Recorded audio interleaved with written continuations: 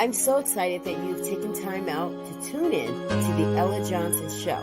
I hope that you enjoy the broadcast. I hope you'll laugh. I hope you'll cry. But I hope that you'll be moved by what you hear. Well, my guests are very special to me, and so are you. So I want you to sit back, enjoy the show.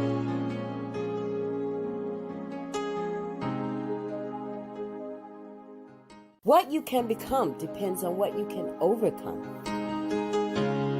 Yes, I'm so excited about my children's book that's coming out, and I'm looking for some mahogany kids. I'll tell you about that later.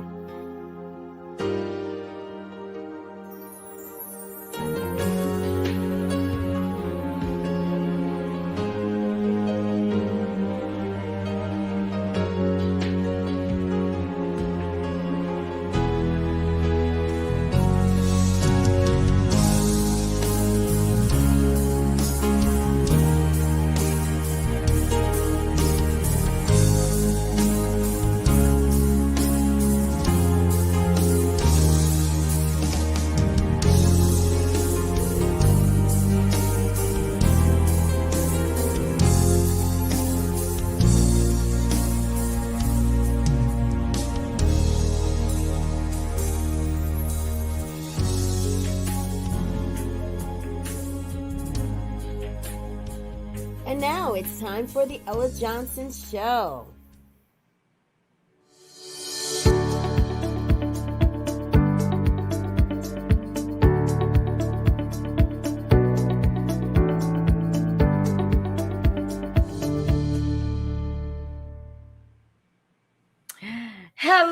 Hello, everyone. It's Wednesday night, and it's time for the Ella Johnson Show. As you can tell, I have a great group of beautiful people with me tonight. We are going to have a very good conversation tonight and tomorrow night. Now, you guys have been seeing my post, and you already know, if you don't know anything, you know that we're going to talk about being under the influence of love, the things we do for love. What we do some things for love. We'll talk about all of that tonight because, listen, at some point, no matter where you are now, at some point in your life, you've been under the influence of love. You've either been with a broken man, a broke man, or a man that's married. Or you could have just been with a legit one. And those guys, we're not talking about tonight. Kudos to you. We're going to talk about those broken and married men tonight. Now, I have a man that's with us tonight, so he's going to catch a lot of heat. But I think he's up for the job. Now, to be fair, ladies and gents, to be fair, we're going to talk about the trifling women tomorrow night. But tonight, we're going to talk about the trifling men. So I want you guys to definitely share the broadcast. Tell someone that the Ella Johnson Show is on. If you're watching from Facebook, I want you to just chime in and comment and ask questions, if you will. If you're watching from YouTube, you're already there. So do me a favor and subscribe to the channel. But I want you guys, I want to talk about something because I posted this the other day, and I want to talk a little bit about it because I post things.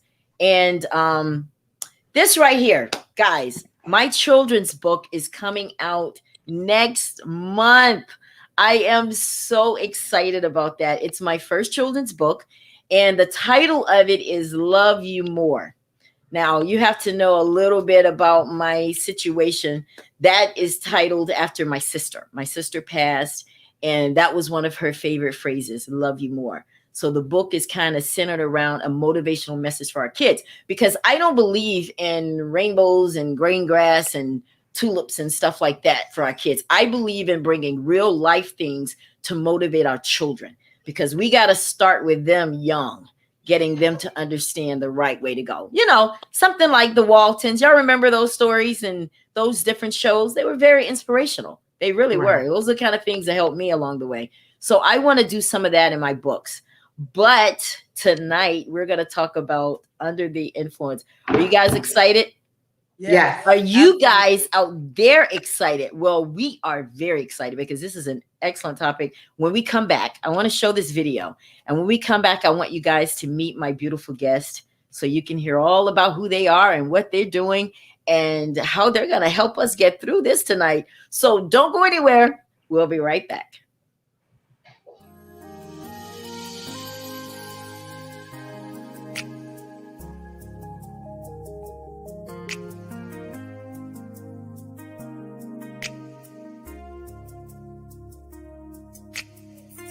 For another week of the Ella Johnson Show.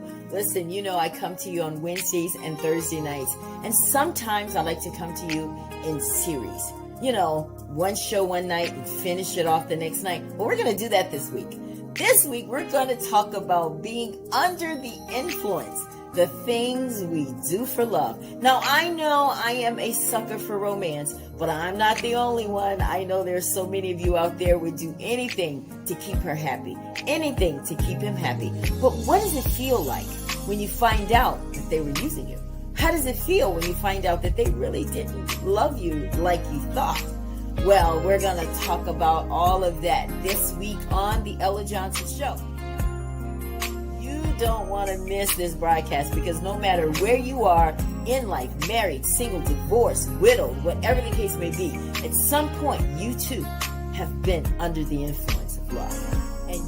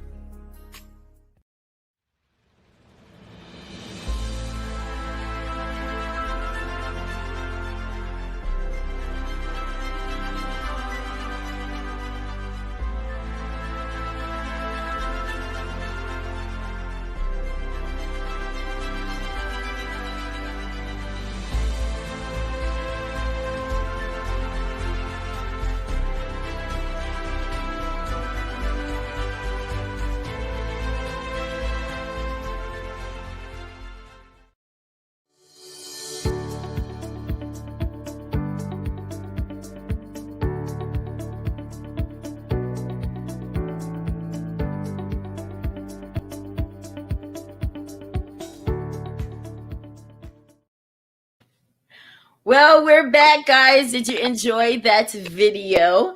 Well, you know a little bit about what we're going to talk about tonight. Well, if you just tuned into the broadcast, we're talking about under the influence. Under the influence, the things we do for love. And like I said earlier, ladies, do we not do something? Listen, I could talk about this all night, but we don't have all night. But I want you guys to meet my guests. We have Nanya Makiel, who is joining us. As you can tell, he's the only male on the panel tonight. So he's going to get a lot of questions. Don't we have some questions for our men? We got to pick their brain a little bit tonight, right?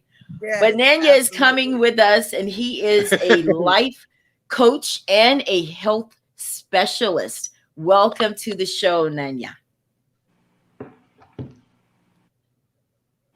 Good evening. Good evening. I hope y'all can hear me. Good evening. Yes, we can hear you well. Then we have my girl, Sherry Austin. Sherry and I go way back. Like, we had this show one time that we met, and we just became sisters. I like how she said it when she did my birthday tribute. And she said, when we met, we just instantly became sisters. Well, it's true. Yeah. Well, she is here on the broadcast. I want to first thank you, Sherry, because you go all over the country making people feel better. She's a traveling nurse, as well as amongst so many other things that she does. So thank you for that. But she is also a health and wellness coach, and she's the CEO of All About Your Business, LLC. Welcome to the Ella Johnson Show, my friend. Thank you. Doesn't she look beautiful? Girl, I'm loving this look. But you always do. You always do. Well, then we have Dr. Beloved. Isn't she beautiful with my favorite color shirt on?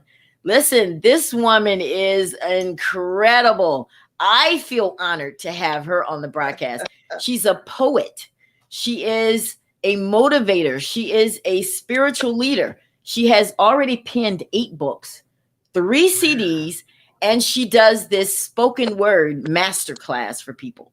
So, and another thing, this is what I love. This is what I love. And we were talking about this before the broadcast. She's been featured on 2 of my favorite shows. One being Greenleaf. Y'all know Greenleaf on OWN, as well as Tyler Perry's movie Acrimony. Welcome to the Ella Johnson Show, Dr. Beloved. I feel like we have a celebrity in the building tonight, And right, Sherry? I also bake I know. the sweet potato pies in the world. Beloved sweet potato pies. Yes, we make. Have 5 flavors of sweet potato pie. You have to go to belovedsweets.com. You have to follow me on Instagram. That's what I'm known for right now. Sweet potatoes, sweet potato pies. Yes, in 5 flavors: rum, pineapple, pecan, original, vegan, and that magic stuff, if you know what I'm talking about. Yes, we make them in mini and large, and we make sweet potato. Listen to this, you guys: cream cheese pound cake with praline icing, peanut butter, butterscotch cookies, sweet potato pecan orange glaze cookies, and cream of cornbread muffins. That's okay. That sounds delicious. Do you not know that sweet potato pie is my favorite pie in the world? Are you serious? But I had no idea that you can make it in all those different flavors. Absolutely. I need to try every one. You should. We have a variety pack. You can just go to our website and listen. I started really baking because I was dealing with my relationship with a man. And I needed some place to put all of that love that he wasn't ready to receive. Oh, I started baking, and it turned into a business. I was on the set of NBC Good Girls as the season stand-in for Retta and the body double. And I just was there, and they said, "Beloved, what else do you do?" And I said, "I bake a mean sweet potato pie." They said, "You need to bring it in." And so I brought it in. I got a contract with catering and with Crafty, and it all began with my love for this country man. Yes, the truth. So, you know why I'm glad you said that to you men who think that we sit around and cry? No. We sit around. A woman, listen, let me tell you something. You mess around and get with a strong woman, she will forget about you in a hot second. You hear that, Nanya, right? We're not sitting around crying over men. That's strong women. Yeah. No, okay. Well, whatever, my brother. All right, listen, guys. Before we start talking about this, I want to talk about something that's really been bothering me. Did you guys see the young lady, Sha'Carri, the one who went to the Olympics? What is all of this hype about her? And why am I seeing things on social media? What are people saying? I missed something. Are they talking about her? Like, what's going on, Sherry? Have you heard it? I just know that she's the fastest woman in the world right now. Now, other than that, I didn't hear anything else. And that's all we should be talking about, because her hair, nails, and all that stuff. Come on, people. Well, they said her biological mom just died. And being a little different in her tats and her hair and everything. But let's not miss the point. The point is that she's 21 years old. She is the lead Olympian going into the Olympics in Tokyo. Right? She just did 10.8 and the 100 meters. The chick is bad. She's overcome so many things. I was looking at her story, and I was thinking the discipline and the focus that had to be asserted for her to be 21 years old, no drama around her. She's not a single parent. Can I just be honest, right? Yeah. No baby mama drama, no baby daddy drama, right? She has not had any, things that can really throw you off and defer your dreams. You talk about Langston Hughes and spoken word, a dream deferred. Her dream was not deferred. And in fact, her biological mother just died. Yeah. Her statement was, I will use that to be an impetus and a motivation to be on this track today and win. That's what I'm talking about. So instead of us talking about her, let's learn something from her. Y'all stop. Stop the foolishness. Stop the foolishness. My word. You don't get it. You don't got the right to use that word, Ella. That's my word. Well, girl, we're gonna have to share it tonight, Dr. Okay. We're gonna have to share it because I mean we really do. We gotta stop that. You know, we gotta look out. We have to look out for each other. That's the only way it can be. Well, you know what? Like I said, we're gonna talk about under the influence because we're gonna talk about these trifling men out here. Yes. And I see that Nanya had a little connection problem there, but that's all right. We will carry on. Now, Sherry, you and I have been doing these relationship conversations for a long time. I want you guys to, everybody on the panel, talk about what your relationship status is right now and why it works for you. Let's start with you, Dr. Beloved. What's your relationship status?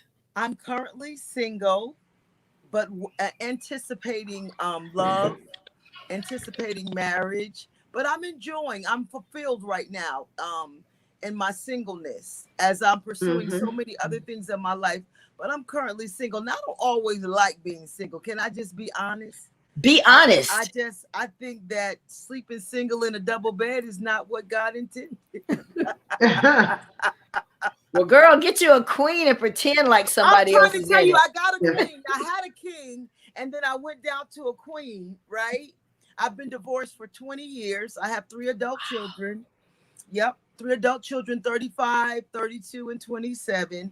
And yeah, I'm ready to be in love, but I want to be in love with the right one. That's right. I don't need no temporary stays. I don't need no in and outs. I don't want no Motel 6 and all that. I want rock steady, real deep.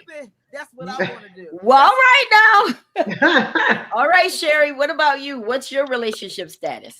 I'm happily single. Okay. And I don't want to get married again. I would like a life partner, but my views on marriage have changed from 15 years ago when I first got married. So I'm good with that. And when the time is right, it'll happen. Wow. I'm just enjoying my life. Wow. Yeah. And that you are, because you're very busy anyway. Yes, I am. You know. But I have to agree with Dr. Beloved. There's something, I mean, I was married for several years and I've been divorced since 2012. Okay. And I mean, I'm enjoying my single life as well. But at the same time, yes, I agree with Dr. Beloved. There's something to be said about having someone to snuggle up to, especially on the holidays. But we work with it. And that's one of the right. things we do what we got to do. We do what we got to do. That's why we stay busy. That's right. Yeah. So you don't have time to think about it. So it looks like he's back with us. Thank you for rejoining us, Nanya. We're talking about what your relationship status is. What is yours right now? It's going to act up on me. Single. You're single. Are you happily single? Single, no kids. Are you single, no kids? Now that's rare. Okay. Yeah. Why you don't have any kids? Mm-hmm. She said, why don't you have any kids?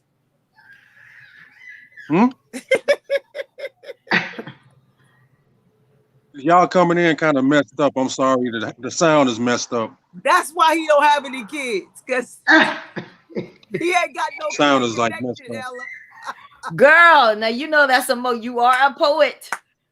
No clear connection. Oh my God. Girl, that sounds like a book. No clear connection. I like that. No clear connection, Ellen and Sherry. That's why he ain't got no kids. So Nanya, you came on here to life coach us, but we're gonna life coach you by the time this thing's over with. Well, since he's having problems understanding that, we all get that. But let's talk about, you know, I think about relationships sometimes and I get a little muffled mentally because they can be good, they can be bad. You can have some good ones, you can have some bad ones.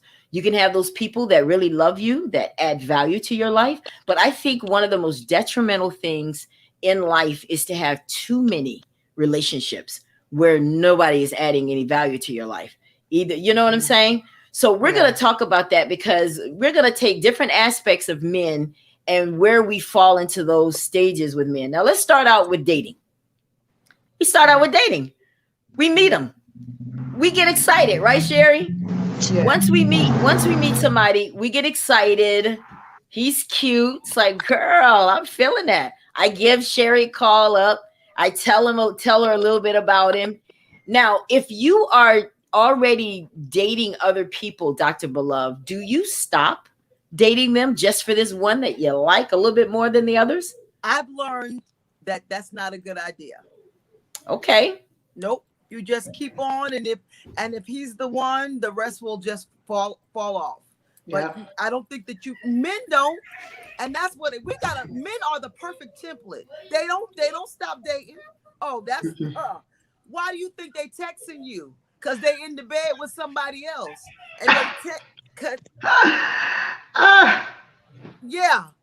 They don't stop. They don't give it up. They don't give up the extra woman. You got to really make an impact on a man for him to give up other women. So I think that you should continue in your relationship with that individual or your social life with that individual, right? Until you guys decide to make it a thing. What if he says something to you about it, Sherry? What if he says, I don't like this. You and I are seeing each other now and you still hollering at somebody else. What's up? Well, we would have a conversation on if we both agree that it should be exclusive. I think the problem is with women, we are focused on a relationship. So we zero in on one and then we stop and we're not doing enough vetting. And I think if you have other men around, it slows down that pace and it gives you enough time to vet to see if you actually want to be with them. Absolutely. See, I was always taught that the men pick us. And now I'm realizing no, we pick each other. Yeah. It's just like a job. We go, they give us all of these pointers that we need to use when you're going to a job, you need to do this, this, and this. Well, guess what? Just as much as they have to choose me, I have to decide to choose them. And you have to go into it with that mindset. That's why I'm that person in interviews. I ask just as many questions as they ask me. Yeah, me too. Right? Because I'm like, listen, I'm trying to find out if you're good enough for me. Absolutely. Hello, somebody. That part. Right. Right. So I think we should look into our relationships like that. But do we tend to have like a checklist, ladies? Sometimes we're like, okay, I'm looking for this, this, this. Do we use a checklist and say, oh, no, not tall enough. Oh, not cute enough. Oh, do we do that sometimes too much? When I was young, I did, but not at this stage.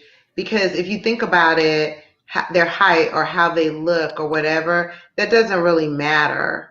Do they have a good heart? Are they kind? Are they caring? Are they compassionate? How do they treat their family? That kind of stuff is important. I agree with that, Dr. Beloved, because over time, as we get older, certain things don't mean as much. Like, I need to know that I'm with somebody that if I get old, when I get old, because I'm going to get old, is he going to be there if I can't take care of myself? Or is he going to run out on me? Those are the kind of things I want to know. And you get a feel for that. Now, how important is it when you look at how he treats his mother and his sisters? Does that play a factor, guys, to see how a man is, how he treats the women in his life? I think that has variables because everyone doesn't have a good relationship with their parents. Okay. Unless that relationship is a healed relationship or a restored relationship, then it varies. But I think men who have a tendency to have good relationships with their moms and especially their sisters, they kind of look at women as valuable and they invest in them. They don't just take them as sex objects. If there's a particular need, they're there. I think those men are more present that really value home life and home relationship. Yeah, that is very true. But but I do need a man that's a little thick though. I appreciate y'all don't matter, but I need a man that got a little thickness like an oxtail. So you don't like smaller guys. You want a guy that's. I need a thick, brown, and necessary brother. Okay? I heard that. So I mean, why did your relationship? What would you say the reason your relationship didn't last? I mean, I know why mine didn't, but why didn't your marriage last? Oh, my marriage or my the guy? Okay, my marriage didn't last because it was a very abusive relationship. He and I were both in ministry. He was a pastor. I was co-pastoring. with him, and he was just violent and immature. Oh, wow. And I left for my sanity as well as my safety for me and my children. And the church wasn't really happy about that. And the church was angry at me. They never dealt with his adultery or his abuse or his abandonment, but they dealt with me as a woman because of that patriarchal hierarchy in the church, that I had to be doing something wrong to provoke his behavior. But I was doing everything possible. And every time we would go to counseling, the counselor would say, if you would listen to your wife, your relationship would be better. And he didn't like that, I'm sure. He did not like that. In fact, he said, we're never going again. Because I'm not listening, but I don't want a divorce, but I'm going to cheat. I don't want a divorce, but I'm going to be abusive. So you can't have it both ways. And so one day I just made up in my mind that I didn't want this example for my children, especially my daughter. And my oldest son was like, I'm going to kill him. If he ever harms you again, I'm going to kill him. And so I'm not surprised. I'm not surprised. Sherry, you want to share a little bit with us about why your marriage? Because we're coming from a lot of experience. Yeah, besides the hidden, I was thinking that, wow, maybe I was married to an ex-husband. But it was, well, first of all, neither one of us was ready. He was much younger than me, and we weren't mature. Yeah, exactly. And so we went to marriage counseling. And of course, she even told me, she says, if, he doesn't deal with his childhood trauma, then you don't have a marriage. And he didn't want to go back, so he didn't. And, he continued with the cheating and the dishonesty. And so I decided to leave. Wow. But that doesn't make him trifling. The problem is I stayed way past the expiration date, and I should have never married him because he was not properly vetted. Oh, and wow. I think that a lot of times in violent relationships, women do not embrace the fact that they were part of that choosing. You have to own your choice. Exactly. Oh, yes. Now you said a mouthful, because when we get divorced, a lot of women tend to blame everything on the man. And I don't agree with that. I know I got divorced and I had my faults. There are things that I could have done better. I wasn't ready to be married. I didn't know anything about being married. I'd never seen a healthy one. I didn't have a relationship with my father. So even if someone was being loving to me, I wouldn't have recognized it. See, that's that's it. That's it right there. So I didn't have any, because listen, before I got married, and I'm just going to be honest here, because that's what I do on Real Talk TV here, is the man that I married, when I met him, he was already married. So I'm putting my business out there, but guess what? Okay. It's real, because I believe in being transparent, because you never know who's watching the broadcast. But he was already married, and I wasn't ready, not just because of that, but because I didn't even know enough to know how not to choose that. Wow. I thought I have 4 kids already. No one's going to want me after a while. Not going to be skinny forever. Right. So let me just try to go ahead and get somebody now that accepts me. And if I knew then what I know now, Dr. Beloved and Sherry, we wouldn't choose that. We would definitely work on ourselves. Yeah. And I got married because the Bible says it's better to marry than to burn. And you don't want to burn. And all of that. And the reality is that I didn't need to marry him to cover up my sexual desires. I needed to change my behavior and acquiesce to my Christian principles. And we keep forcing people to marry people that they're really not supposed to be married to, based on a misinterpretation of of the biblical text. Just change your behavior. You ain't got to marry the booger. Just change your behavior. That's it. So you're telling me that you think some women marry because they just want to have legal sex? Absolutely, unequivocally. Oh, yeah. Yes. Because we don't want to be looked at as something disdainable. We don't want to be looked down upon, and of course women marry just for sex. Sex is a good thing, honey. Don't now. Listen. I wrote a book, Faith for Sex. Listen, now that is a whole different broadcast, Sherry. Now, because let me tell you something, Dr. Beloved, we can talk about that. Listen, I agree. I think sex is a part of marriage. It should be good. And you should do whatever you have to do to make it the best. How about Yeah. that? I'm Okay. signing up for pole classes for my future husband. Watch out. Yes. Watch out now. Well, you know I Okay. got a stiletto and grip ministry.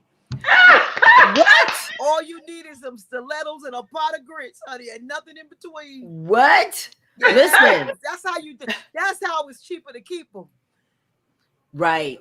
And a lot of times women are very sexual before they get married. Let's be honest, saved or unsaved. And then they get married and they don't want to be intimate with their spouses anymore. And that is provocative and it causes men to cheat. I'm not saying that it's right. I'm just saying what it is. No, you're preaching. You are absolutely preaching. And we're going to get into that part because we're definitely going to get into these married men. Yes, we're going to get in your stuff. And we're going to we're going to talk to the married men and we're going to talk to the women that they're married to. Right? But we're going to keep talking about these single men. So once we get with the man and now we're living, should we move in with them right away, guys? Or should we wait? We should move in at all. Unless our name is the same. That's how I feel about it. Okay. I think we cheapen ourselves when we do that. Right. Because see, men know, as you found me on that group, you know that group? Right. The singles group, yeah. The singles group. And I posted, unless you are engaged or married, you're still single. And we had over 1,000 people chime in on that. Yeah, I saw that.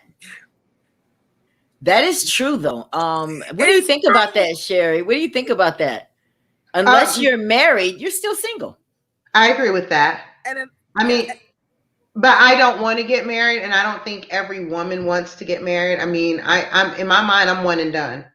I did one that. I'm cool with that. Yeah. Oh, Sherry, you're gonna meet somebody while you're out there on the road. You know, you're always in California.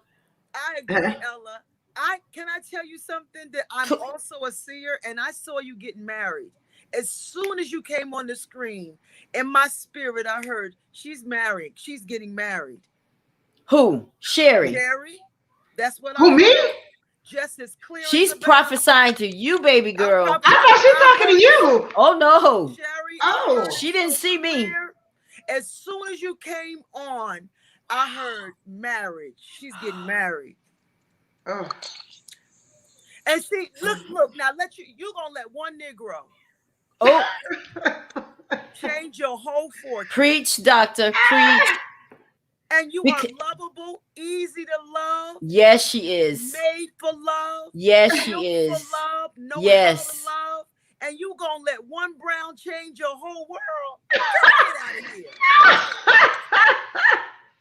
No, it's just, I think because my mindset shifted about what marriage is, what we were taught, how our parents were raised, especially when you insert the church into it, it's different.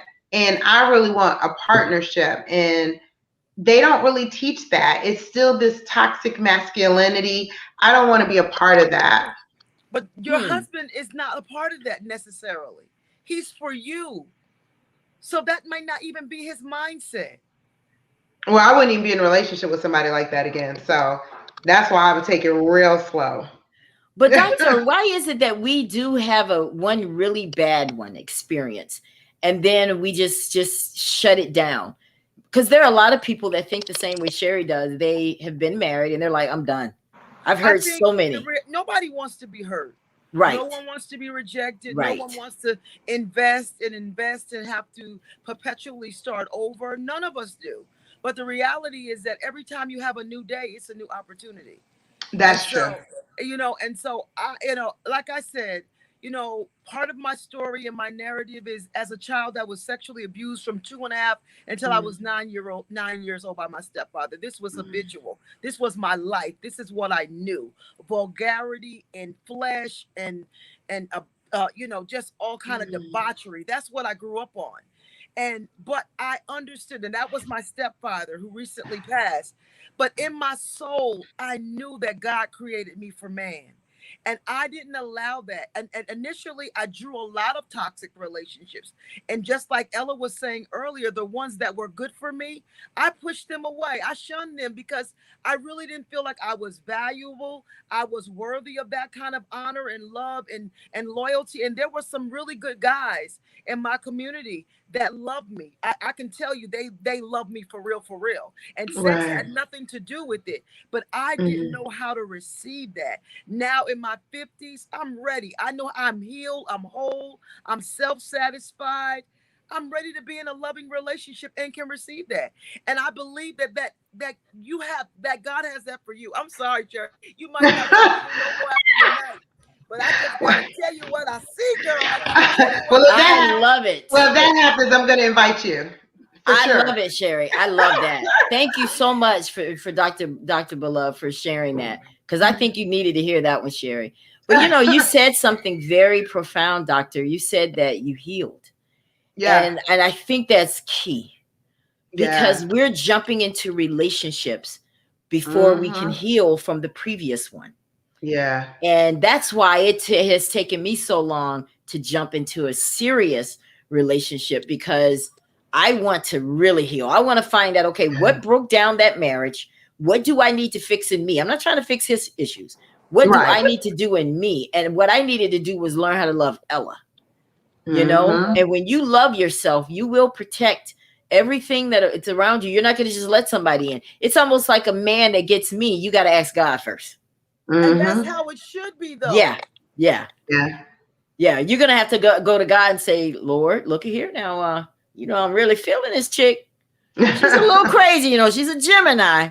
I'm loving me some Ella. We're gonna need some holy water for the Gemini. What? For Gemini?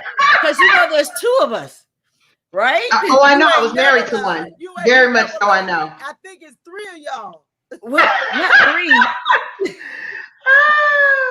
But anyway, so I mean, you learn how to even having this conversation amongst other women. We've all been divorced. We're all single, so we have more to talk about. We have more experiences to share, and that's one of the reasons I wanted to do this broadcast, because we're going to talk about you trifling men, but we're also going to help women understand how to make better choices before you choose to get into a marriage. Understand who you are. Stop trying to get with another man to heal from the one before, because that's what I will be the first to say and admit that I've gotten into relationships because I was trying to heal from the others. I have actually slept with men to get over other men, because I was like, I don't want to hurt. It was like a pill for me. No, you know how when I go and take a pill for a headache, going and being with someone, I was like, okay, let me take this pill and go ahead and get it on out of the way. I don't want him. I just need to get over this guy because it hurts so much. It hurts. And instead of just naturally healing, that's really the best way. Take the time to heal. Don't try to say that women are just not like men. Men can sleep around, and it doesn't affect them the same way that it does us. We're actually receiving them into our very being. You know what I mean? We're receiving them. We're becoming one with them. And so think about all the ones that you've become one with. And now you got to eradicate all of that out of your soul and your mind and your spirit. And you just made more work for yourself. That's true. And it's the soul ties. Yes. The soul ties are real. Oh, they're real. I'm telling you. Sherry, do you agree about the soul ties? I'm gonna be honest, it wasn't until maybe a couple of years ago I did not believe in that. But I think you just have to encounter one person and then it changes your whole perspective. And I was like, wait, because in my 20s, it didn't bother me. But matter of fact, that was the same between me and my girlfriends. To get over one guy, you get underneath another one. And so that's what it Whatever was. Worked. He acting up. Okay, let me go through my Rolodex and see what single friends I got to see in your direction. When I didn't have a Rolodex. Now you're a little more advanced. I didn't have a Rolodex, Dr. Beloved. Well, my friends do. They always have spares on the side. Yeah, they're like, let me see what spare I can send your way. I was like, oh. But it's true though. I agree with what you said, Dr. Beloved, because women, when we break up or when a man breaks our heart, we are just done for a long time. We're just like crying. The next day, they're already with someone else. How about Yeah. that? You know, they're already with And someone else. can I say this about men? Men are so weak sometimes Preach. because sometimes they will be in love with you, and because they refuse to commit and be honest with themselves, they'll just screw the whole neighborhood just to try to get over that one person. And they know Yeah. that it deep in them inside, they love that person, but they don't want to be committed. So they'll play this Yeah. game with themselves. But again, they can do that. We can't. But he's gonna come back to it, because when he absolutely. runs through all Always. those women, Always. yes, Yeah. he's gonna say, you know what, Sherry? Ella was good, man. That's Dog it. right. That's I right. couldn't do it. Then when you call Ella, she's gonna be like, what? Because at some point we will get over you. Don't think it Yeah. was all that. So I'm here Yeah. to tell you, man, if you're watching this broadcast and you're like, I wonder what women think about when we break up, we're telling you tonight, we will get over Yeah. it. We think that you're silly. We Because do. you Yeah. and a lot of men will pray for a woman, a particular type of woman. That woman will show up in their lives, and then they don't know what to do with her. And to instead of learning and studying her, they'll discard her. And I know this is true because I'm telling you, every dude I've had 3 serious relationships since my divorce, and every one of them have said to me, "You are exactly what I prayed for. I'm just not ready." The nigga stop praying. That's what I want to say. Exactly. I'm sorry. Exactly. She said, I'm stop sorry. praying. Girl. Yeah, because you're right. Why are you praying for something you're not ready for? But a lot of people do that. Wow, that's good. Now you mentioned something about love. They know they'll love you. This is probably one of the biggest issues in relationships. Women want to know, does he love me or doesn't he? So let's talk about that. First of all, what is love, Sherry and Doctor? What is it? I'll let you go first. No, you go ahead, Sherry. Don't be out there in the pool. I honestly, for me, love is doing. I've just learned that I don't trust words, so Yes. I only trust actions. Are you consistent? How do you treat me? I'm not listening to anything you say because people say anything out their mouth. So I just watch. So I could tell by his actions how he's feeling, and that's all I need to know. So I never ask. What about Ditto. you, Dr. Beloved? What do you Ditto. think love really? I think ditto too. Ditto. Very well Love said. That's what I love was is going a to say. verb. Love is doing. It's a verb. Mm-hmm. Yeah. And it's doing consistently. Like you said, it's doing consistently, not out of convenience.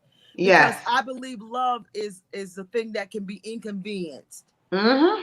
If you can't be inconvenienced for me, then I don't need you. Exactly. I don't need you, because Absolutely. at some point we're all inconvenienced. That's Mhm. right. That's what love. I mean, even in Christian relationships, Mhm. you're going to be inconvenienced sometimes. So are you saying then, ladies, that there are people who are married that are not in love?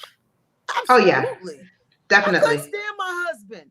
I mean, I just think that again, and in Christendom, people just because, and we so misquote scripture. We'll say things like, he's in my church, so we're equally yoked. No. Mm-mm. Do you think alike? Do you have the same aspirations in life? Same financial goals? What is your credit score? What is your health like? What do you want to be 5 years from now? We can run and shout all day long, baby. That's just physical actions. That doesn't necessarily mean you even have the Holy Ghost. They could just be drunk. You Yes. just doing your thing. That's Yes. part of free therapy that Black people been doing for the last 100 years. College is really falling out. It's free therapy, right? Mhm. But many people are married and not in love, and it's so sad because It is. we will perpetuate this imagery before our children, and children love to emulate their parents, and they'll get attracted and connected to people that they don't love, but because their parents stay in unhealthy and abusive relationships, they will stay in unhealthy and abusive relationships and call it God in Jesus' name. Get up there in church and know they sleep in separate bedrooms, know that they don't have fulfilling sex, and fronting. And you're the one hurt. I think that, because now we're going to talk about marriage a little bit. We ain't getting to the cheers yet. We're going to save that. But let's talk about marriage. People are entering into marriage for the wrong reasons. You mentioned the word convenience. I think people are in marriages for the 3 C's: convenience, children, and the church. Yep. Ooh, that's a book. That is a book. Yep. Because we don't realize that at the end of the day, the people at your church, they go home and they're in their own still marriages. You're sitting here fronting for them. Right. You're fronting for them and they're hurting too. Yep. Right. Because they probably want your wife, so we got to do it for the right reasons. I can't personally be in a marriage unless I am in love with my husband. I can't. And sometimes we fall out of love, right? I think people we fall out of love. Now, I won't say that every time we're not feeling gushy and romantic, that's the time to escape. I think that's the time to reevaluate why we made good point in the first place. Good point. Yeah. And what have we built as a result? Because everything is not sunshine and roses all day Preach. long. No, it's not. That's just not reality. Sometimes you just don't want to be bothered even with yourself, let alone with somebody else. So I think that we have to have the right impetus and motivation for being married. First of all, do I love you? And second of all, is it the will of God? And we don't think about things like that. We think, well, God ain't got nothing to do. Yes, he does. About everything else. Yeah. Really, am I supposed to be with you? And if I am, then Lord, show me some signs. Let's build. So love is fluid. How can I don't. Yes, it is. I think you explained it very well. And I wouldn't encourage anybody to. Well, let me ask you a question. You know how you hear people say, well, girl, you can figure out how to love him later. You don't, that'll come. This man is paid. This man is this. He has a home to put you in. And they will enter into that marriage because of convenience. And a lot of people, some of you watching this broadcast even, you're staying in those marriages because of convenience. You don't want the children. And a lot of times your children, they see what's going on. They're like, Mom, why are you fronting? You don't even sleep with Dad. I mean, let's just be real. When people come over, y'all act all like you got it going on. But once they leave, he's cursing you out and you're cursing him out. We stay in that. What would you ladies like to say to women that are watching this broadcast that are in that type of marriage right now? Go ahead, Sherry. Heal us. Well, I would tell them that, well, one, they need a therapist and a life coach, because there is something innately inauthentic going on for you that you are allowing yourself to stay in this relationship. We have to realize that it's our relationship, our life, and it's not a stage play for our friends and neighbors and church folk.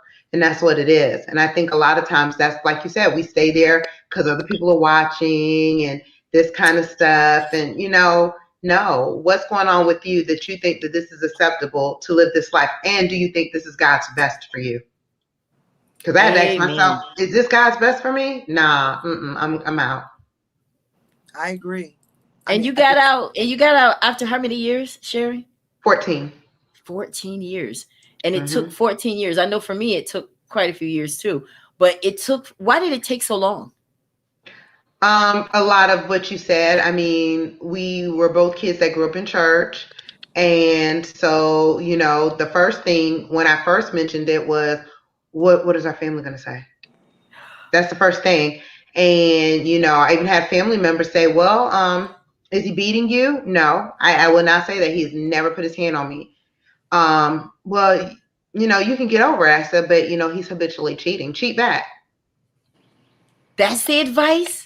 That's the advice. I got almost a similar advice. I had a friend to call me. I grew up in New York. I had a friend to call me and said, you leaving your husband because he beat you? Hit him back. I'm like, I'm not Mike Tyson. I didn't marry you to fight. I mean, I don't have elastic shorts on. I'm not getting in the ring. I'm not weighing in every night. Absolutely. And this is her mentality. Her mentality is if he hits you, hit him back.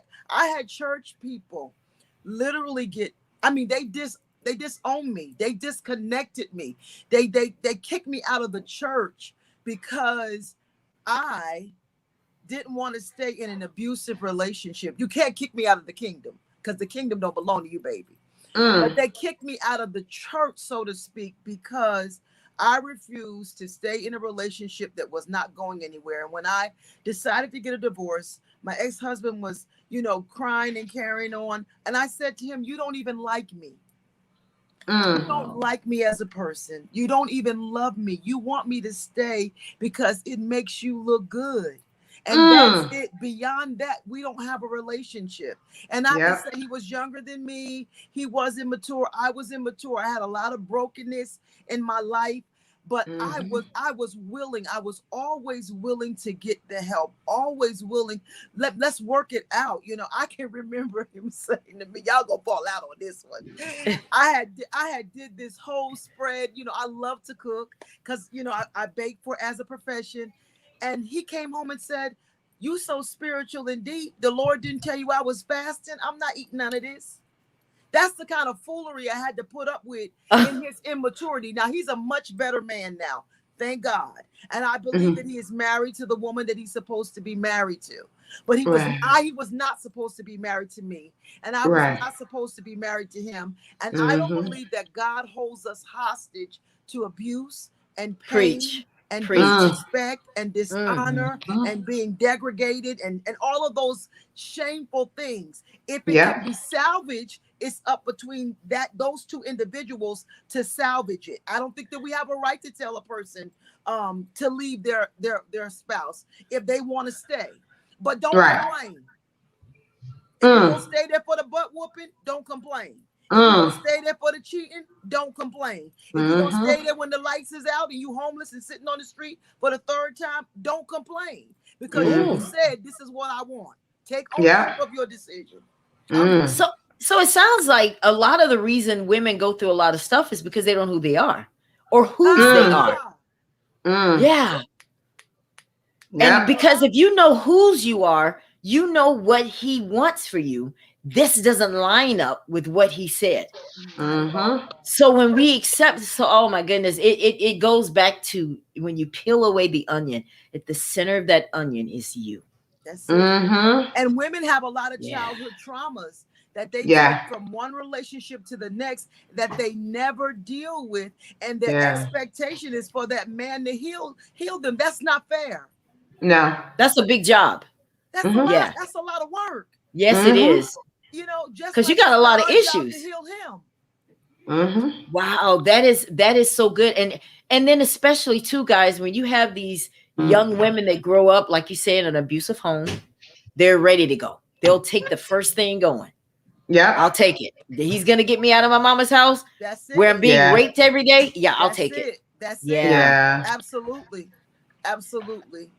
So we gotta teach our young women how to deal with them first. Because when you go to that altar, and I've said this on the broadcast before, when you stand at that altar, it's not just you and him. It's whatever baggage he has and whatever baggage you have. And now you are both bringing your baggage together. I need somebody to unpack. Well, can we change that from baggage to a life experience? Because I don't want it to be a negative connotation. We bring our life experience together with life experience. Right. You know what I mean? Right. But nonetheless, you are there together, bringing all of these life experiences, and neither one of you've healed. So you're mad at him for his brokenness. He's mad at you for your brokenness. Right. And I think that those are the kind of things. But why don't we know that before we say I do? We're not taught to be honest. We're taught to lie. And men are master liars and women are master deceivers. And we are taught to lie and we wear the mask every day. You know, and it's cultural and it's subcultural, because as Black women in this white American world, we're taught to lie. And so lying is a part of our culture. And then we double lie in our subculture and within African American communities. So what kind of stuff do we lie about, Sherry, when we meet a guy? We can't lie about our weight because they see that. Right. I think that we don't bring our best selves. And I mean, nobody does. I mean, you meet somebody, you like them, they like you, they want to bring them their best selves. And that's why I said I've learned to slow it down and actually vet them. That way you get to see the real them. But unfortunately, we want to become their fantasy, and then we can't keep that roll up. And then especially you quickly, rope them to the altar, and then you're stuck. So then So, at some point, Doctor and Sherry, at some point, the real you is going to come forward. oh, of course, And always they're not does. ready for it. And the real him is going to come forward. And you're like, Exactly. whoa, And I that's didn't know what you. intimacy does. It's the same thing that happens when we pray. We love to talk about pray, pray, pray, but we think prayer is God giving us what we want. Prayer is God showing us who we are. Mm. And that revelation of what's really going on the inside of us. And when we get in intimate relationships, we really begin to see who we are. And before that, and so a lot of times you say, well, I ain't gonna get another relationship, but you're not gonna really see who you are until you do. Yeah. So avoiding a relationship doesn't change it, because we're all wonderful when we're by ourselves, sitting in a 4-bedroom house by ourselves. Oh, Ain't yeah, we're the nobody best. with you. Right. Yeah. Wonderful. Nobody gets to see these mood changes that these Geminis have. Wait a minute. I thought you just said hello. Now you're saying leave me alone. And I do tend to switch like that. You know, that's interesting, because now, you know, we're in these relationships, and then now they get to see who we really are. And now they don't like it because we complicated it with sex. We have mad sex. Yes. All of this sex, like rabbit sex. And you don't get to talk. You don't get to talk about real life stuff. Exactly. Right? So Mhm. now when you're sexed out in between sexing, now it's like, okay, I don't even like him. You know? He's I just really like his mean. sex. He's mean to people. Orgasm He's rude to is the trick. waitress. You know, little things like that. That's right. Yeah. I love to say the orgasm is a trick. That's orgasm will trick you. That Negro can't see out of 2 eyes, and you think you in love. No, honey, he just hit that headboard like Magic Johnson. He just scored that 3-point. He just took you out, and that's what he did. He took you out. He took you out of reality. He took you out of your standard, and you allowed it. You did it to yourselves, and that's because we why know going in that that's not good, but we get caught up. we get caught up. And let's say sex was meant to be good. God knew God was doing. Yes, he It's did. supposed to be good. Yes, and he it did. feels wonderful. Yes. But after all of that, what do you have? What do you have? Things Now, become would you so convoluted. would you guys admit that you got the sex getting in before you got married? Did you get the sex in before you got married? Oh yeah, I've already iterated that, absolutely, and it was not a good thing, because if I never had sex with him, I would have never married him. Absolutely, I would have never married him. If you had not had sex, you wouldn't have married him? If I had because you would have got to know If I him. hadn't had premarital sex, I would have never married him. It was Wow. the sex that drew me in. It was And that good. Yeah, it was for me. Right, because we have different interpretations. Right. Well, I met this guy once, and I didn't understand this. And I don't know if it's because of the cultures, because he's not from this country. But I didn't understand when he said, Ella, let's not involve sex. Wow. Because when I'm away in my other country and you're there in America, sex is not there. And we won't have anything to hold it together. But if we get to know each other without it, the love will hold it together. And at first I was like, you just don't want me. You just don't want me. And he was like, no. You got to understand where I'm coming from with this. You got to trust me. And he said, I tell other women this and they don't believe it. And they think that their sex is better than the next woman. He's like, sex is sex is sex. It is. He said, I want to get to know brother, you. Whoever he was, you need to go find him. Yeah, exactly. He was 6'2" wisdom. Yeah, but I had never heard that kind of wisdom. And I don't know if it's because of the culture. But I totally agree with him now. I do, because that is what held it together. Because when you are 6,000 miles away from me, I don't know how far is it to Africa? How far is it there? It's about that 6,000 miles. Yeah. When you're that many miles away from me, there is no sex.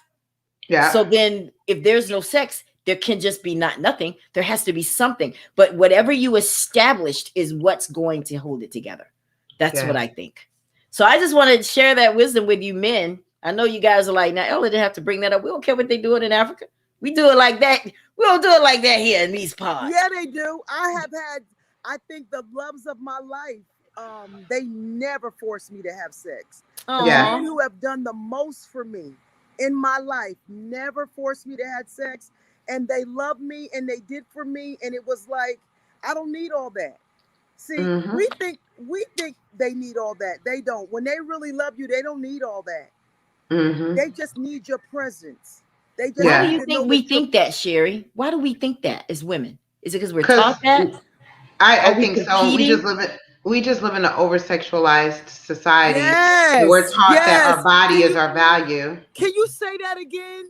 Please say that again. Oh, that we live in an over sexualized Yes. society. Yeah. Woo. And our body is, yeah, with payment. That's how we attract. So yeah, I think that's what it is. But I didn't But realize all this until my 40s. You couldn't tell me this in my 20s. You know, and the thing about it is, some of my friends got mad at me. I said I have to unfriend some of y'all. I see more tail on Instagram and Facebook Messenger when twerking I go to and the bathroom. I said this is ridiculous, and Not at our and age. they think that is what? attracting the man. It's not attracting the man. It's Because you're not. not the one they're gonna pick. You're just the one they're gonna watch. You're not the And Yes. sleep one that with. they're gonna pick. You're not, Mm-hmm. because you give your body to anybody. Anybody. And Mm-hmm. you have no standard. You have no, even sometimes just being a little resistant toward them. They like Mm-hmm. that because men Yeah. like to chase. Mm-hmm. Disappear for a little bit, with a little while. You'll know if he loves you if he comes Speak behind it, girl. Now you, you. It may Doctor. take 30 days. It may take 60 days, but that Negro will come looking for you. That's Yeah. how you know you love That's you. how you know. That's how I you am know. so glad you said that, because that is something that I had never done, and I tried it this time. And I said, you know what? It's hard though. I'm gonna be honest with you, because you're like, he's probably talking to somebody else, or he's hooking up. But I said, Ella, if what you did really mattered, he won't forget it. He won't forget Exactly. it. He Yeah. won't forget it. He won't forget it. You guys, I think my lighting is going out on me. My You still hand look is- great. I still see you, Yes. especially standing there. You still look Yeah. I'm great. trying to get my hand right. Oh, not Girl, over the get camera. your hair right. Now, you know what, ladies, because this is going to take a long time to talk about. Let's talk about these cheaters. Woo. Have we all had someone who cheated? I don't Who know. cheated on us? Yeah. Oh yeah. But see, can I talk about that? Can I talk about that? Miss Talk Sherry? about it. Miss Sherry, can I? If Mm. y'all not engaged and you not married, he ain't cheating. Cheating is only applicable in an engagement in marriage. And I know this is harsh, and I know No, that's not. that's not the American way. But what is he cheating on? He has not made any legal commitment to you, and you haven't made it a legal commitment to him. And that's why protracted dating is dangerous. Premarital sex is dangerous because there is no distinction in relationship in dating and marriage, and we do too much of that, and we get mad. If you're doing everything that you're doing in a marriage, how are you cheating? He ain't married to you. You ain't married to him. Mm-hmm. I agree. I don't agree that he's cheating, and that's why we were meant. Now, this is my personal belief. I'm not trying to impose a posit on anybody's feeling or their belief, but that's why I believe, and I've heard from mature men that they know within 30 or 60 days if you the one. It don't take a man a long time if he's mature and he got himself together. He know if he want to marry you, and he'll know if he ain't no good for you as well. He'll tell you, I ain't ready. I ain't even gonna mess over you. Let's just keep this moving, and if I ever get ready, I'll see you if you're around. But I don't think cheating qualifies. You can't, if you ain't engaged, if you ain't married. So it's cheating. fair game then. It's fair game. And fair it ain't game. just fair game for him, it's fair game for you too. So you getting some too. So it's like, why are you mad? But then you have those soul ties. And I just, now with at the age that I am, that we all are, it's not easy to just say, okay, I'm going to have sex with you. It just doesn't, it's just not something that's on my radar to do. It Yeah. has to be real. It has to be with someone I love. See, I'm not one of those people that believe in just loving the one you with. I believe in being with the one you love Love. and the one That's who good, loves Ella. you. That's good, Ella. Yeah. That's very Yeah. good. That's very good. I agree. Absolutely. I agree.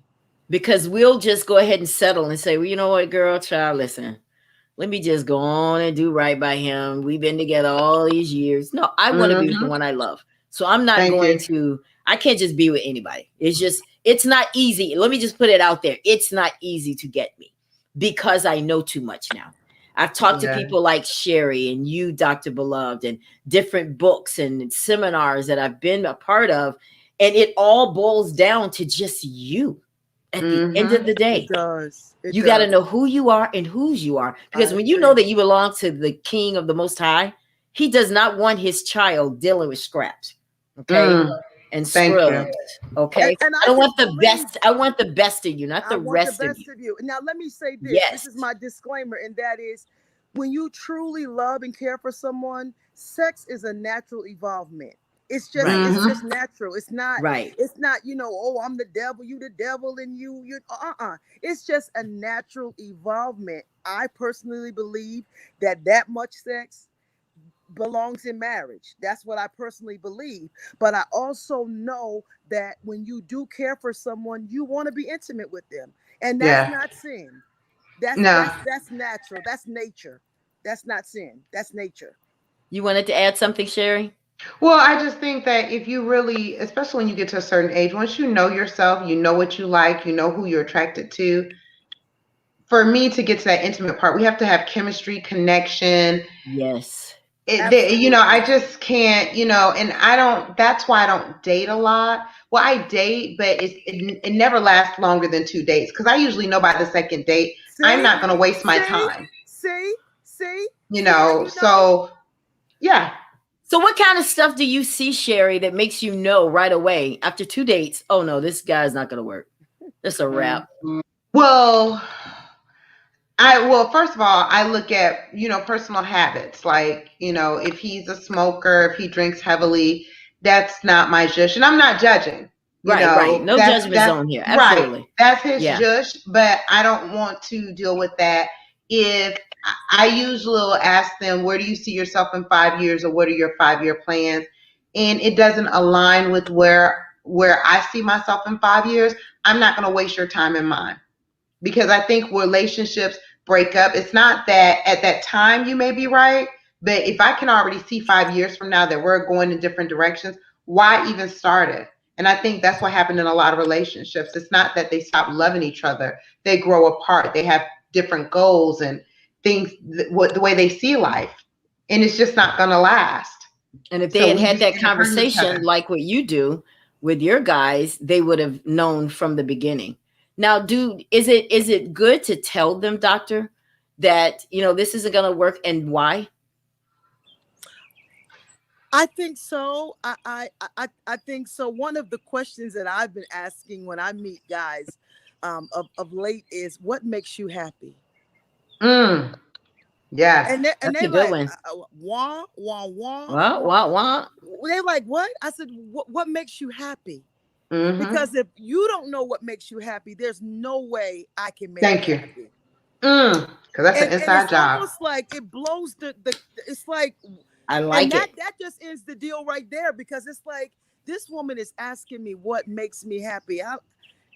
How do I know what makes me happy and what is happiness? And they begin to do a lot of introspective thinking and processing, because I'm asking him questions not about, are you going to take me to a 5-star restaurant? Not about their income. Where do you drive? What do they drive? I'm asking them a personal, deep, intimate question about themselves, because I need my man, my husband, to be whole. I need him to be satisfied. So when I'm not around, he ain't trying to find things that make him happy, because he already happy. Yep. I love it. I love that. And you know what? You force them to think and to conversate. It's like, you can't even get past first base with me if you can't stimulate my mind. That's it. That's that sapiosexual love, honey. Okay, Yes. put a name on it, girl. Put a name on it. Yes. Whatever it is, you can't get me into orgasm, boo. You bad, bro. What? Yeah. Because we've seen one penis, we've seen them all. So I'm not. That doesn't listen. I'm gonna share some real experiences. The younger men, because sometimes the younger men hit me up. Sometimes they so aggressive though. They so aggressive. And just so needy and don't know what a woman wants. If you're talking about how much money you make, you've already lost me. I don't care about that. If you're talking to me about what you have, what kind of car you have, you've lost me. I don't care about that. What I care about is how many people are you sharing it with? How many people know that you're a kind, generous, loving person? That's it. Those are the kind of things that impress me. That's it. Because money, that stuff comes a dime a dozen. Because what happens if you lose it? Right. You've impressed me with it. Now you'll go do whatever it takes to get it back because you think that impresses me. Exactly. But it doesn't. Exactly. It's kind of like people, if a dude is leading with sex, and on our second conversation, you asking me when was the last time I had sex and what kind of sex do you like? Boy, bye. I know. And they don't know what questions to ask. They don't know how to talk to you. And that is and let me tell you, all not agree with me. We don't need a man for orgasm. We need him for relationship. Right. That's so true. And you know what else too? I'm gonna be honest with you guys. I had a situation one time where this younger guy was like, Ella, I want to take you out and do this. I'm like, okay, yeah, great. They love to say I'm not like everybody else. Yeah, okay, what's next? And then the next day, after the first night, they tried to kiss me. That's a no-no. That turned me off. Then the next day, I get my phone. There's a message from them. I'm thinking, oh, we had a great time last night. Hope you have a wonderful day. Give me some motivation. They send me a picture of their penis. Yep. Boy, bye. Thank you. I'm not. Oh listen. my God, I had a boy do that to me. I was like, what? Why do they, Sherry? Why do they think? Yeah. Why do they think that we like that? Well, I think because the young girls, if you look at the Gen Zs and you're looking at the Megan Thee Stallions and the Cardi B's, that's what they're displaying. So, I agree. So they probably think that because we're, that's our, like, come on, our signal that, yes, we want sex. So, and I think they're just not mature enough. They have nothing to talk about. They have no interest going on. They don't know who they are yet. So I'm gonna lead with what I know, my penis and my wallet. So after I tell them that we can't be together, I'll tell them why. I'll say, listen, this is just not where I am. Maybe if I were 17, 18 years old, but with a full grown woman, you need to figure out her love language. And if you listen to women, they'll tell you. Absolutely. Just listen. You guys, the lights are going down on me. And so it might be my moment to depart. But, no. Yes. Can you go inside? Go get in your car or something, girl. We can't end the conversation. We got to talk about these trifling married men. Why I want us to speak life over the married men. They might be all right. Well, we're going to speak life over them, but we're going to also speak truth over them because some of them are trifling and some of them are cheating. And we're going to talk about those cheating ones. And we're going to pray that they turn into men who honor their vows. But for the sake of there you go, right there. We got you. Okay.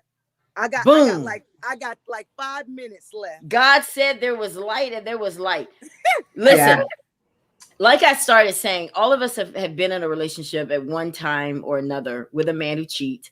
And what did that do for you, Sherry, when your husband cheated? Because you said he was an habitual cheater. Yeah. Like, what do they call those kind of men, doctor? Chronics, habitual cheaters. But you know what it was? The part of the problem was I stayed because he was so much younger. I was just too understanding, and it eventually was eating away at my self-esteem. So I really should have extracted myself from it because what the problem was, he had a lot of unhealed childhood trauma. And if I'm not around 24/7, 7 days a week, to be his cheerleader, to prop him up constantly, then he will find someone who does that for him. I don't even think he was cheating because he just wanted sex so much. I just think it made him feel good that somebody else was recognizing him. And that's why I like what you said about what makes you happy. But at 30 years old, I didn't have that kind of language. Knowing what I know now, Right. I'm sure he wouldn't have been able to answer the question and the date would have ended right there. It sounds like he was needy, doctor. Like he was too needy. If you need all of that, what's wrong with you, bro? Like why Well, see, why the did he thing about need it all is, of that? and to men's defense, during Christmas time, men get trucks and balls and bats and games. What do? We get Betty Crocker stoves, carriages, doll babies, and bottles.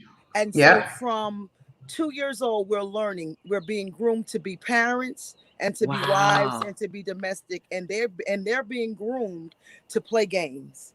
And Mm-hmm. that's what they know Wow. until their hormones kick in somewhere around 11, and they say, "Oh, I need something to take care of this. I need a placement for all of these emotions and feelings." And then they go find somebody to cohabitate with, to interact with, to experience that with, but they still have not been groomed as it relates to domestic lifestyle and being in relationships. So a lot of times it's not that they don't want to be, they don't know how to be.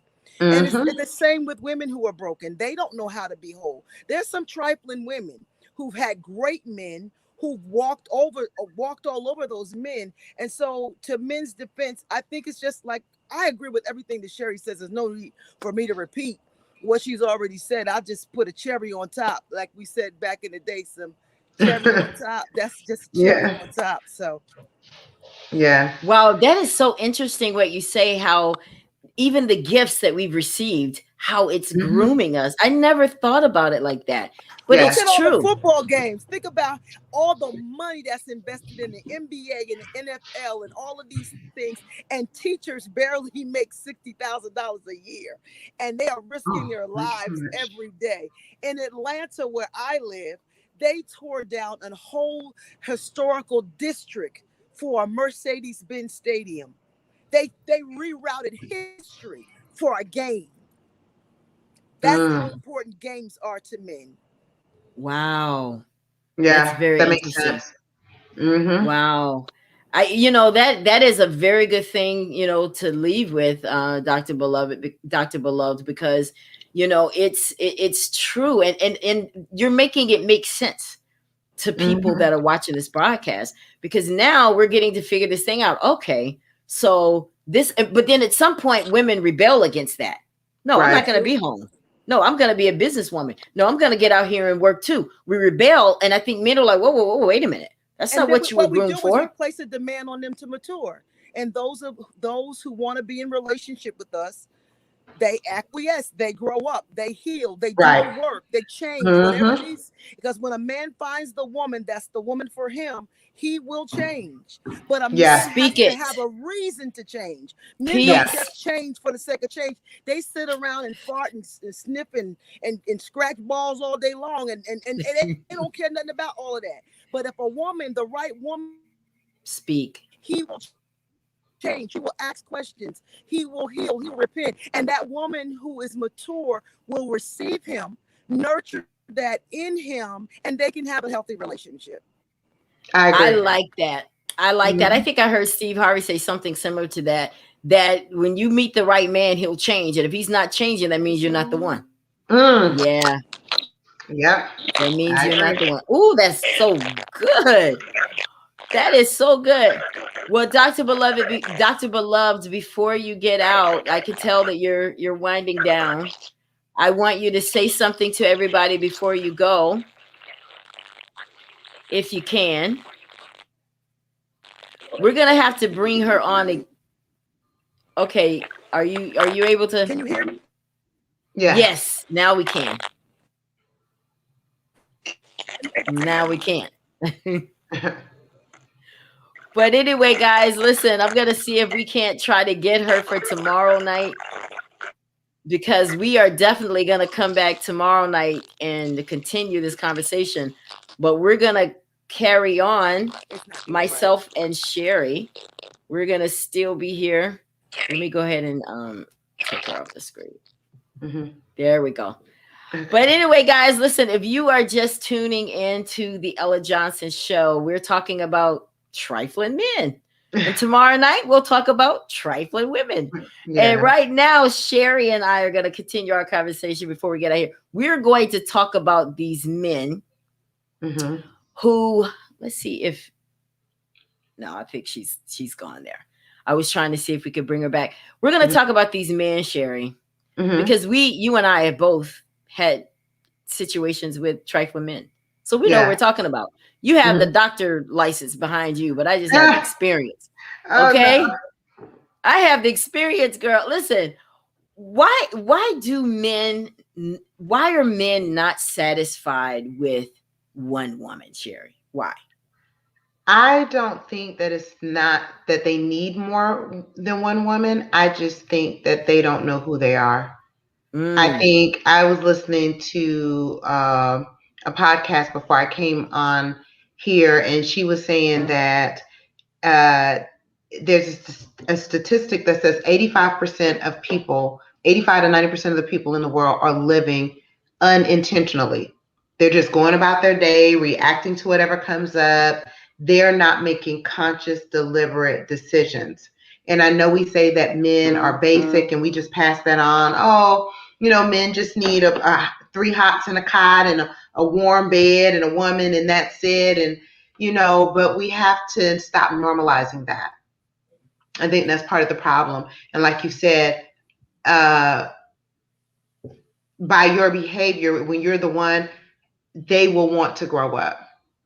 So that's the thing. They're not. It may take them a while. It may take them a while, but they will. And I, you know what? And I tested it because you couldn't have told me that years ago. I'm like, girl, if I do that and stop talking to him, I'm risk losing him, But I think that that's the chance you have to take, because don't you want him to want you? Don't you want to be the one he thinks about? Because you can twerk all day. Guys are going to look at it. You can get on there. Girl, I see it all. I can't scroll through social media without seeing the butts. It's like nobody takes pictures forward anymore. Everybody takes them from behind. Of course, I know. Especially if they paid all that money for it. I feel you, right? I feel you. I mean, I'm not judging, but I understand if they spent that money, they want to show it off because women want to feel beautiful and they want to feel good about themselves. And kudos to those women who are able to do that. Make yourself feel beautiful, but just don't do it for a man. Right, exactly. Because there are a lot of women doing it for a man and they're looking at all of them. And I used to get jealous, Sherry. I'm going to be honest. I would get jealous knowing, oh, he's looking at her and oh, he's looking at her and oh, he's liking this and he must like that sort of thing, but I'm not doing any of it. And there goes again what Doctor was talking about those standards, because I know, and this is what happens when you talk to the guy that you're with or the man that you're with or your husband, is that you find out they don't really like that. Not from my woman. Okay. Exactly. Right? Yeah, I can see all that. I see all women looking cool with their little drink in their hand, but not for my woman. I don't want you to be sober, to be drunk and all that kind of stuff. So, but let's talk about the trifling ones. The ones that they know they're married. And they just see a woman, because I wish a man was on here so we can ask them. When you see a woman and you're married and you see a woman, why is it that you feel that it's necessary for you to compliment her? Don't you know she may take it the wrong way? Like, let's just say, for example, you and I are out and we see this guy and he knows he's married. Okay, other guys are telling us, oh, you ladies look good tonight. And I mean, we're not looking for that sort of thing. You and I are, because we're just not those kind of people. But let's just say he just wants to be able to have a conversation with us. So he has to come with something. Right. And I think just a simple, hello, ladies, how are you doing tonight? But to try to think you got to come in with a compliment, because you may have those women who are weak, who need to hear that. Now she wants to know your name. She wants to know your number, because now you made her feel good about herself. Me, I already feel good about myself. You too, Sherry. Exactly. So we don't need it. But why is it that why do men feel like, well, you know what? I got to find a reason to talk to her. So now that you have talked to her, then they have to take it further. Knowing, and you know what? That's the part I don't get. What is it that they have this moment, Sherry, where they're like, I got to talk to her. I got to know who this is. Then once they get that moment, and then now she wants something else, and now you're trying to play her off. But then at some point you give in because you know you got the wife at home. So what is it for a man, do you think, that makes them decide to go with it? You know what? I'm going to go for it. Well, she's beautiful. I don't know if it's a combination. Yeah, but I think that it's a combination. Like I said, they're bored. They don't know who they are, because women see handsome guys all the time. But if I'm satisfied with myself and I'm satisfied in my relationship, they're just a handsome guy. Because there's always going to be pretty people out there. So, I mean, we're not blind. We're human. We can see that. But I just think that they don't have any emotional discipline. I'm not going to say what I really want to say, but they don't have any discipline is really what it is. Well, girl, you can say it because that's the truth. You and I both know it. Yeah. They have no discipline when it comes to that. And it's because they haven't learned what it really means. And let me just say this. Women who are married to these cheating men, I'm going to talk to you guys, because your first instinct is to just hate the woman. Home wrecker. Don't they call us home wreckers? You know, you home wrecker, you winch. What is another thing they call? I know winch is I went way back on winch. Yeah. That's right. Well, and all that kind of stuff. Yeah. But what I need women who are married to understand is find out what he told her. That's what you want. He's not going to tell you what he told her. You need to go to the woman and find out. So you can't make her an enemy. If anything, she can help you, because one thing I do know about cheating, it exposes what's missing. It exposes what's missing. And I like to compare it to when you bake a cake. You know, let's say we have 2 cake batters, Sherry. This is all coming from the woman who doesn't cook. But I know this much. You have 2 batters, and let's just say they look the same. Both of these batters, you put flour, you put whatever, but in one of the batters, you decide you're going to slip on it. You're not going to put everything in it. Well, when you put it in the oven, and after 45 minutes or an hour and a half or however long it takes to bake a cake, it's going to come out of the oven. And one of those cakes, one will rise and the other one won't. But they went in looking the same. But heat exposed what was missing. And I think that's what a side piece does for a marriage. She exposes what's missing. So wives, I'm not trying to condone women that come in and sleep with their husband, but I didn't start it. And they're not going to stop just because I'm talking about it either. So you might as well embrace it and find out how to make your marriage better by learning about, okay, what is it that made him go to her? Now, Sherry, I know you've talked about it on this broadcast before, so I'm going to ask you again. You had an affair with a man, and there are a lot of people who have. And you said that what he was missing was what? I think it's probably true intimacy and a true friendship. I think that sometimes we get married to people because we love them. We don't necessarily like them, and they're not necessarily our friends. And I think that the reason I asked you that, Sherry, I didn't mean to put you on the spot there, but I knew that you wouldn't mind answering it, because we're trying to help people here on this broadcast, because we're not trying to leave with saying, you know, side pieces are just home wreckers. But if you will find out why she's still there and why he hasn't asked her to leave yet, you'll find out that it's something you're not doing. And I'm not condoning him, nor am I excusing him, because he has to own that. He's going to have to pay a price for that, not only to you, but to God. But at the same time, we're living in reality, and he cheated on you, and you need to find out why, because it could not have anything to do with you, but then it could. So I think that we just have to be real about it. But men, why? Why? I wish there was one here and I could ask him why. Why do men cheat? Why do you have to feel like you have to go out there? Because this is the thing, Sherry. I don't think they think about this. when you cheat on your wife, you're not just hurting her, but you're hurting the woman you're cheating with, especially if she loves you too. Do mistresses sometimes fall in love with these married men, Sherry? Oh yeah, I think so. Is it real? I mean, I think their perception of the situation is real. It's probably real to them. And I wouldn't even say that he doesn't love them or his wife. I just think that there's a lack of communication. But you said something that was very important.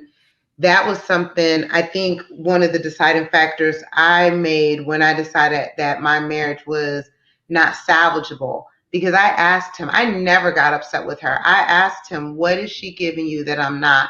He couldn't give me an answer. And that's when I knew I had to leave. Because if you can't tell me what's missing, then we have nothing to work on. And Wow. I think a lot of times women, well, first of all, you love your husband. So you're not going to be mad at him. You don't know her. So she's an easy target. But if they would just calm down for a second and ask him why, what is she giving you that I'm not? But I think a lot of women don't want to hear the answer to that. I was just going to say that was very brave of you, first of all, to ask that question. What made you, I mean, other than the fact that you wanted to know, what drove you to ask that?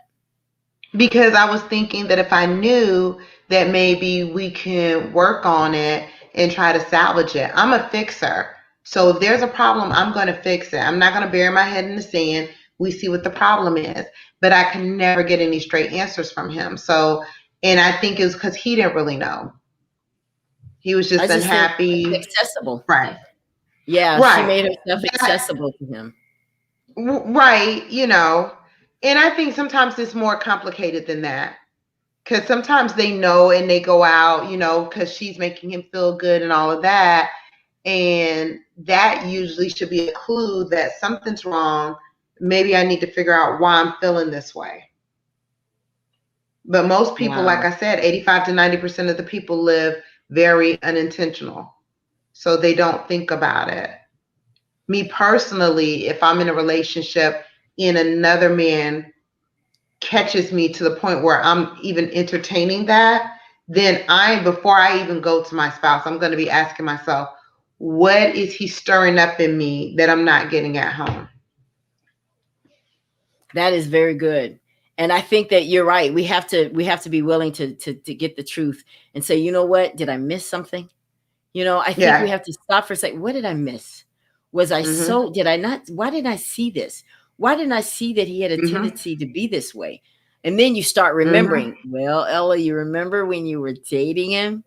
You remember that one time you thought you could change him, but you couldn't? Now you're married to him. Now you got the legalities behind you. And so it's like, why get into all of that? If you know the truth before you get married, bottom line, you know, if you really want to know who people are, they'll tell you. Just believe them when they tell you. Yep. You know, but but then again, that goes back to that sex, and that goes back to that clouds everything. I think it does. It does. Anytime it really does. You see them as this grandiose. You're like, oh, he's bigger than life. And then when someone says, well, what makes him so great? Girl, he can put it down. That's it. Because now those are not the answers I would give now. But when you're younger. Right, exactly. You know what I'm saying? That's important. Just like what they drive. Exactly. Listen, let me tell you, ladies, young ladies. How they look. Instead of worrying about what he drives, you might need to worry about what drives him. I'm just saying. Find that out. Because you know what? You'll find out later on that he's driven by video games. Or he's driven by sitting around watching porn all day. Or he's driven by things that don't interest you. And now all of a sudden you got someone that you're growing apart from when you should have been taking time to find out what he was all about. That's why I bragging to your friends about what he drives. Exactly. Yeah. Where do you see yourself in 5 years? What are your 5-year life goals? You can't tell me that, then there's no reason to continue. And I know, ladies, especially the young ladies, I know you guys are sitting here like, oh, these old women on here talking about this stuff. We're trying to help you out because, listen, I wish, Sherry, I would have had somebody talking to me when I was in my 20s There is no reason in the world I should have gotten married at the time I did. I was very immature. As a matter of fact, the man that I married, was visiting me one day, and we were watching television, laying in bed and just kind of chilling. It was a Saturday, and my phone rang, and I answered it. He's sitting there looking at me like, hello, Ella. And I was like, what? I was waiting on this phone call, and I was talking to another guy. You know, and I'm just like, that was so rude, but I was so young and so young-minded, because I'm like, listen, this is somebody I wanted to talk to. You just gonna have to wait. Exactly. You know? Right? Now, Sherry, at least that was honest. Wrong. It was wrong maybe at that moment, but at least it was honest. But I think sometimes we see those type of honest reactions and we overlook it anyway, because we just want to be with that person. Wow. And you know what? I wish people could be more honest. That is a very good point, Sherry, because if you could just let people see who you really are up front, because you know what? This is what happens in real life, in any type of relationship. We always put that best foot forward. It's that other foot you need to worry about. Some of you are putting your best foot forward in these marriages, and then 6 months in, when the honeymoon phase is over, now you get to see that other foot. And a lot of times it's hitting you upside the head. I'm just saying. Yeah. Right? Yeah. Oh, so what would you say to these? What advice would you give to women who are in relationships with men that cheat? Well, first of all, I kind of agree with Dr. Beloved said. You have to ask yourself, are you willing to leave? Because if you're not, then don't talk about it. Don't complain about it. Let the man cheat in peace. But if you really want to change it, my first thing would be to, ask, why is he doing it? What is he getting? If it's one particular person, then maybe something's missing. Now, if you find out he got, Pamela, Sue, Betty, Tasha, then he has a problem. You need to just go. Yeah, he has a problem. You're not going to be able to solve that or fix that. That's a God issue. And you need to walk away. So, but if it's just one person, or it's just like a one-time thing, or, they never really did that before, I think that's salvageable. But you have to really be working at it and be really raw and honest. But you know what else too, Sherry? I think it's important for women to see, if your husband is cheating and he's with someone that he's been with a while, it's no longer just about sex. He has an emotional connection to her. And you may have allowed it to go to a point of a spiritual connection. Now you got a bigger problem. Because if a man is with a woman for 3 years and you can't get him to stop talking to her, it's because she means more than you know. No matter what he may be telling you, that other woman that missed you, she's not sticking around for nothing. Yeah. Okay. That's something to think about before we get out of here. Because I think that women love to discount it, put the woman down because it makes you feel better. But no, you need to find out, and you need to really think about it. If she's been around for 3 years, 4 years, 5 years, and you can't tell him to stop talking to her, and he continues to talk to her, there is a reason.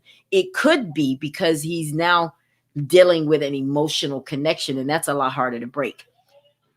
I totally agree. I totally agree. A bigger problem.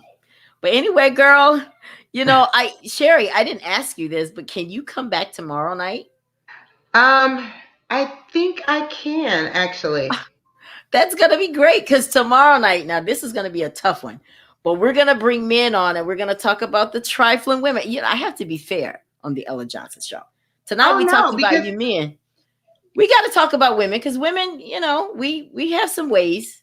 There's some women out there that are just using men, and for whatever reason, it's still not right. Usually it's because of some trauma, somebody hurt them. So now every man is going to feel the wrath of what somebody did. And that's not cool. That's not cool. And ladies, like we said, if you're going to be with a man, if he's cheated on you and you're going to still be with him, don't remind him every day. That's trifling. Either you get out or let it be and forgive him. But don't remind him and tell him how low down he is, and you ain't never gonna be nothing. You just a cheater. You ain't no good. And speak life into your man. Because listen, when I love someone, and I'm gonna be honest with you, I don't just bail out just because things get rough. Right. I'm not that chick. You know what I'm saying? I'm just not that chick. I'm that chick that's gonna be with you no matter what. Now, there comes something with that. Like, you have to do your part too. But stronger women, we're not going to just bail out at the sign of trouble, because, we can work through some things. Sherry, can you, if you, like Dr. Beloved said that she saw marriage, girl. I know we're going to talk about that one later. But she saw marriage in your future. Do you think that you will ever be able to trust a man the way you should after what you've been through in your first marriage? Yes. It's not the reason I don't want to get married again. It has nothing to do with trust. It's just, like I said, I don't see the way, well, for me, we were raised in how marriage was in the church. That's total. It's not my belief system. And it should be more of a partnership and not a patriarchy. You're not up here, I'm not down here. If you read it biblically, if we were taken from Adam's rib, that means we're partners because we're side by side. You don't walk in front of me, I don't walk in front of you. But because of the way we're raised, that's not the reality. And then especially in our age group, now you may get that more with your Gen Zs now because they're more liberated and open-minded about it. But our generation, I don't see that. I still hear, I'm the man, I'm in charge, until it comes to, well, if we're going to go to these gender roles, then gender roles say, because, you always hear the men say, these women don't cook like my grandma. Well, these men don't pay the bills like my granddaddy, because my granddaddy paid all the bills. And he paid all the bills for Lula Mae and had children with her, and Bessie Mae and had children with her. So you want to come in and pay 50% of the bills, do nothing to contribute emotionally. And I don't want to be a part of that. And that's not my idea of marriage. I agree with you on that. I mean, if I did, it would have to be somebody that they're thinking about life and marriage and spirituality has really evolved. Right. So I don't know. I mean, I'm not totally against it. I never say never to anything because you just don't know. But it's just highly unlikely. I'm not out here searching for a husband. I'm not even on a dating site. So clearly I'm not even searching for a either. I'm not either. I can't. That's like another job to be on a dating site, because now you got to always be ready. I don't have time for that. I'm not looking. Listen, I always say this. I am not looking to be married, but I am married to my mission. And that's I like that. I'm not on a mission to be married, but I am married to my mission. Exactly. Right? Because you know what? There's someone that I love. I love him very much. And we have a very good understanding that Ella's going to do what Ella needs to do. I support him to do what he has to do. But at the same time, I'm still growing and doing me. And I think that's where a lot of women, when you get married, you stop growing, you stop doing you. And then now when you see him growing, now you're jealous because he's attracted to a woman who is. Well, nobody told you to stop growing. That's the biggest mistake I think women fall into. Well, girl, I'm just going to let him handle all these bills. I'm just going to sit up here and spend it. Big mistake. Because what happens when he decides to go? Now you have no skills. Exactly. Or you have to stick around and stay in a situation because that's he's not paying the attainable. bills. Yeah. Exactly. So don't let that be you, women. Still do you. Yes. But tomorrow night, we're going to come back with some more guests. Sherry's going to join us. I'm going to see if people that were here tonight can come back. But we'll be back tomorrow night to talk about the women. All of us at some point have been under the influence of love to where it'll make you do things that you never thought you would do. Right, Sherry? I know I have. I agree. I listen, baby, let me tell you, I would go to the ends of the earth to get to the guy I'm with. If I could catch a bus to Africa, I probably would have by now, right? What? But that's a lot of water, Sherry. Okay. There's a lot of water. I would have to take a boat now, but I like the distance. And, when you set the relationship on what's real as opposed to sex and the feeling, the physical, what do you do 6,000 miles away? Now you have no physical. Now what do you rely on? You rely on that real love. Right. Exactly. So, and that real friendship and that real intimacy. That real friendship. Yeah. So I just want to say thank you to those who are watching from wherever you're watching from, because we have people watching from South Korea and Africa and different places, and Georgia and Alabama and different places. Thank you all so much. But if you don't catch it live, definitely this show will be on my page here in a few minutes. So I want you guys to take advantage and share the broadcast. And I want to say thank you to those of you that continue to follow the Ella Johnson Show. Sherry, is there anything you want to say before we get out of here? No, this was wonderful. Can't wait to see you tomorrow night. It always is, girl. Anytime we get together, and it looks like this is the only time we get together, you're so busy. Like we're both so busy. It's like I need to set an appointment reminder or something to get to you. I know. We have to get together for months. We have, and but you mean you're all the way over there at Kissimmee, so you're like an hour away from me, even though we're right here in Orlando together. But we will very soon. Definitely. But come back tomorrow night so we can finish this conversation, guys. And like I said, let's take a drink before we get out of here. Can we do that? Yes. Here's to all of the men who aren't trifling. How about that? We drink to you, and who are staying home and who aren't out here lying to other women. There you go. Yes, to our healed brothers. Yes, because we don't want any more broke men. That's a whole different show. You're either broken, broke, or married. That is, we don't want any more of that. I don't know which one is worse, being broken or broke. I think I'd rather a broke man than a broken one. Well, I think if he's broke, he has some form of brokenness, especially at our age. Well, I mean, why are you dating if you're broke? You need to be working on yourself and your finances first. Now, you know what? That's why you're the doctor. That's why you're the doctor. But you know what? That's true. That's true, Sherry. But anyway, guys, we're going to get out of here. Thank you all so much again for tuning into the Ella Johnson Show. And we'll see you again right here at 8 p.m. tomorrow night on the Ella Johnson Show on Facebook and YouTube Live. Have a great evening, everybody. We'll see you next time.